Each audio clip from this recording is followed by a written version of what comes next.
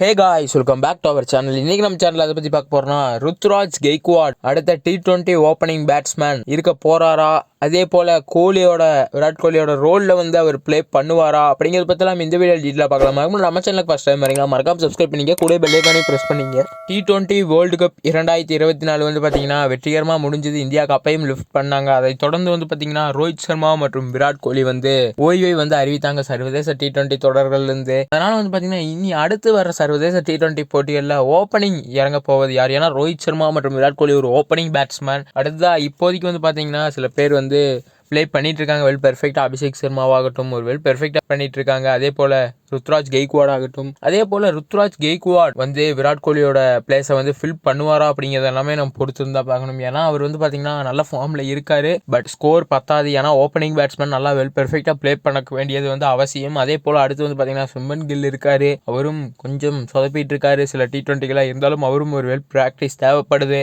அதே போல் வந்து பார்த்தீங்கன்னா சுழற்பந்து வீச்சாளர் ஜடேஜாவும் தன்னோட ஓய்வை வந்து அறிவிச்சிருக்காரு. அவருக்கு பதிலாக மாற்று வீரராக வந்து பார்த்தீங்கன்னா சுழற்பந்தில் யார் வெல் பெர்ஃபெக்டாக ப்ளே பண்ணுறாங்களோ அவங்களுக்கு அந்த இடம் கிடைக்கும். அதே போல் வந்து பார்த்தீங்கன்னா ஓப்பனிங்கை பொறுத்த வரைக்கும் ஒரு வெல் பெர்ஃபெக்டாக ப்ளே பண்ணால் தான் டீமோட வின்னர் லாஸே வந்து பார்த்தீங்கன்னா முடிவு செய்யப்படும். அதே போல் பவுலிங்லேயும் ஒரு வெல் பெர்ஃபெக்டாக இருக்க வேண்டியது அவசியம். இந்தியாவை பொறுத்த வரைக்கும் வந்து பார்த்தீங்கன்னா T20 தொடர்கள் ஜிம்பாப்வேக்கு அகைன்ஸ்டாக வந்து பார்த்தீங்கன்னா 5 தொடர் கொண்ட இதில் வந்து ப்ளே பண்ணிட்டு இருக்காங்க. அதே போல் வந்து பார்த்தீங்கன்னா 5ல் ஒரு மேட்ச் வந்து பார்த்தீங்கன்னா ஜிம்பாப்வே வின் பண்ணியிருக்காங்க. இந்தியா ஒரு மேட்ச் வின் பண்ணியிருக்காங்க. இன்னும் 3 போட்டிகள் இருக்கு.